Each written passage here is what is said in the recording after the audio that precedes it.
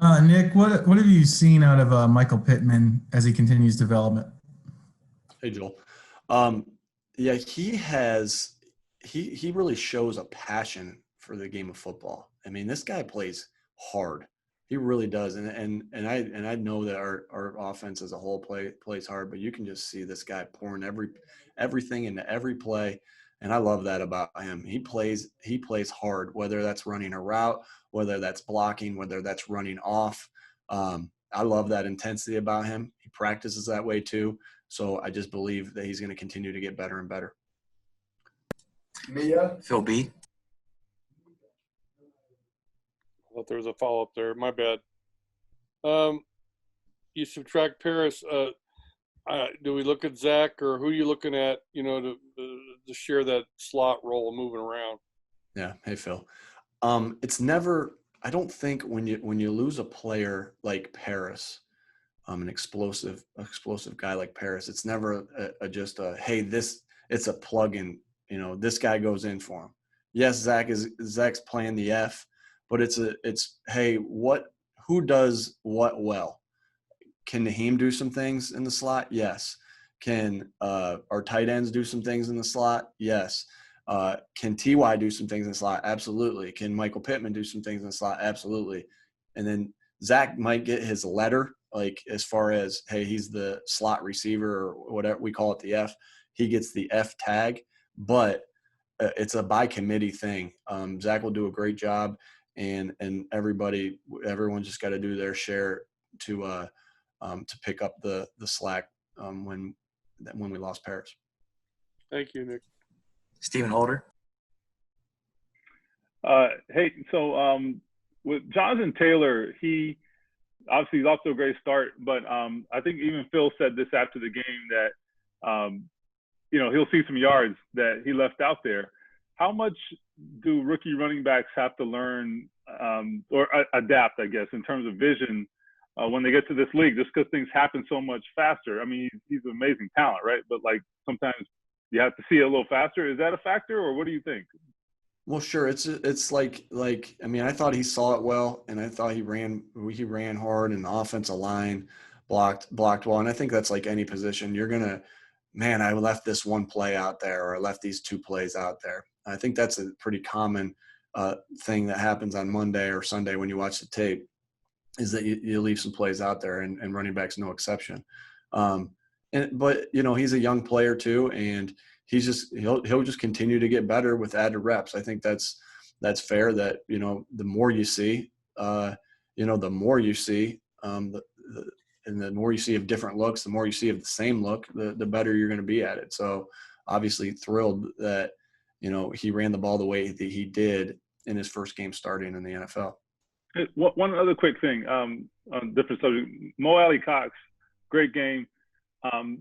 I know you'll say you weren't surprised, but at the same time, you guys have never asked him to fulfill that role, right? And so on some level, I don't know, did you learn something about him on Sunday, or was that just like what you figured would happen?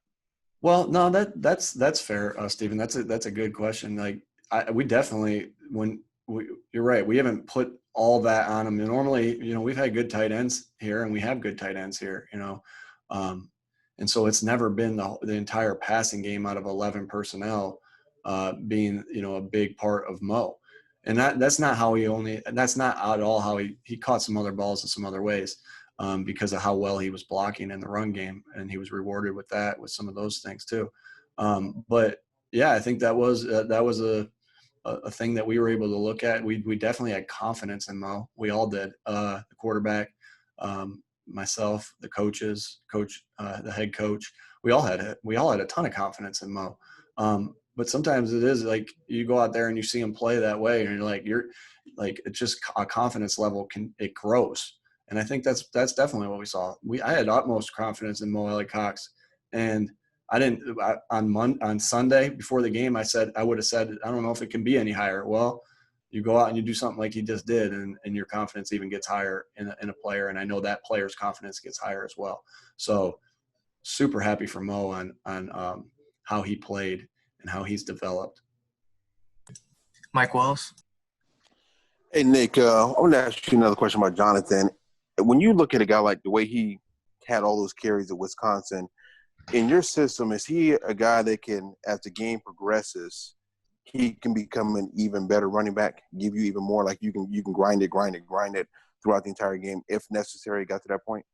I think most definitely, Mike. A big back like that. I mean, how many times when those balls get into the secondary and those safeties and those corners have to tackle them, how many times do you really want to tackle that guy? I mean, so most definitely. And I think, you get 3 yards, you get 15, right? And that's just the natural progression of a bigger back. He's powerful, he's fast. So in our offensive line, most definitely gives the ball an opportunity to get onto the secondary. And same with our receivers. They block their tails off too, to allow them to be one-on-one with the safeties and corners when it gets up on there. So I definitely think a back with the style of Jonathan gets better as guys get tired of tackling them. Andrew Walker. Coach, I think maybe one of the more overlooked aspects, obviously Mo had a great performance, but is what Noah was able to do at tight end. He played a ton of snaps, was a big part of the run game.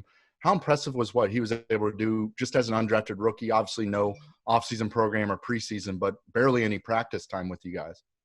Yeah, that was really impressive. Now Noah's shown, like, we're not going to put a guy in the game unless we're confident that he knows what he's doing, and he has shown that that he can do that early. Like, as soon as he walked in the door and we had a meeting with him, we're like, this guy's sharp. And then we practiced with him. Like, he's got a lot of talent too. So great job to Chris Ballard and his staff of getting him on this roster. And he, we said it today in our meeting. We're like, we put up a play and said, hey, Noah, great first play here. The first play in the NFL, and he had a phenomenal block on the edge and got up to the second level for an explosive run for Jonathan. So, man, that doesn't happen with a lot of guys. So impressed by Noah and his first outing, and just I know he'll continue to get better because of the type of player he is and the way we practice. And so, his arrow still is going to be moving up for a while. George Breimer. On Sunday, Frank Reich said that it wasn't just the plays that Pittman made that impressed him, but it was how he did it, there were some specific areas that you guys were looking on that he had improved.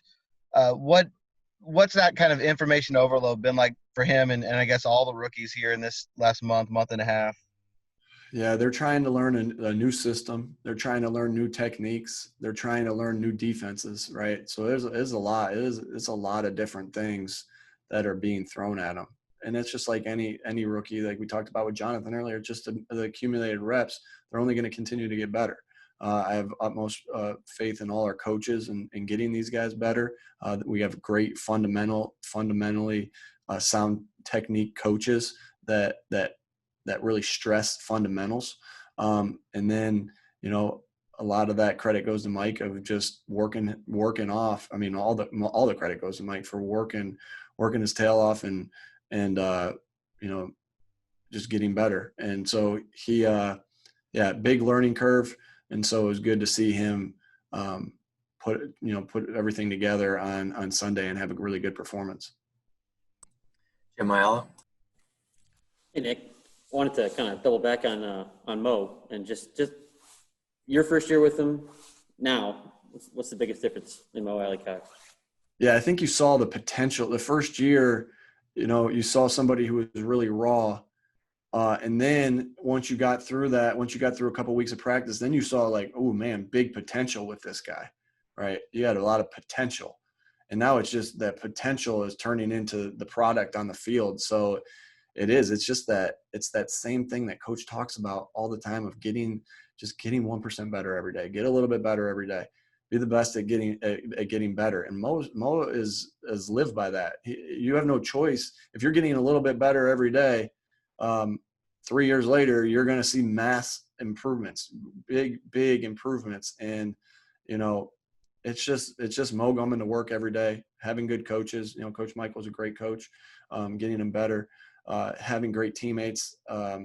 Jack Doyle, Trey Burton have gotten Mo better. They have a lot of experience to add to that position and how to play the position. And than Mo's work ethic.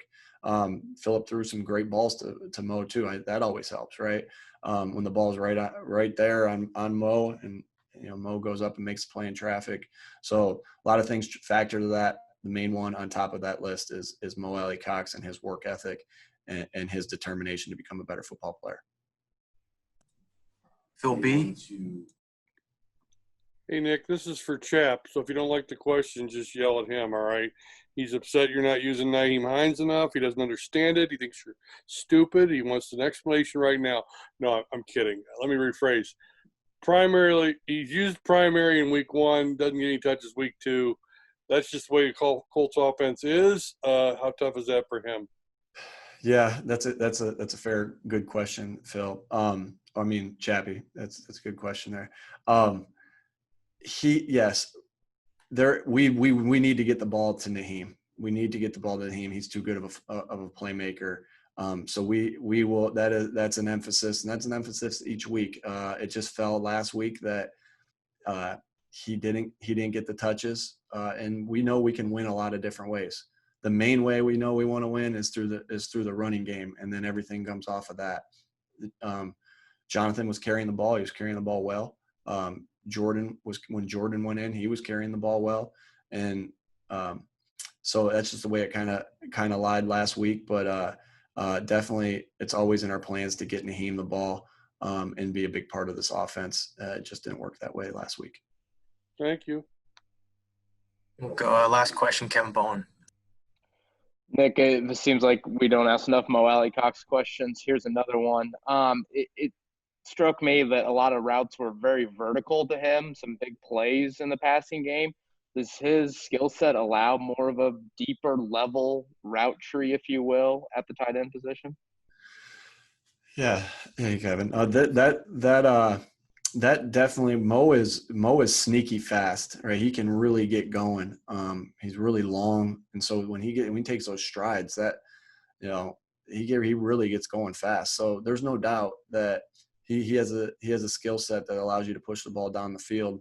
Now he can do the other things underneath and the intermediates, the intermediate routes as well. He ran a really good intermediate route on a third down conversion. I thought that was an outstanding route for tight coverage on a corner. So yes, we believe that Mo can do every level of the field to keep defenses honest. And there's no question that he's shown not only yesterday, but in the past. Just plays are popping in my head these past 3 years of Mo making plays down the field, that he definitely adds that element when he's in. So it's he really excelled at that for sure, like you're saying on Sunday.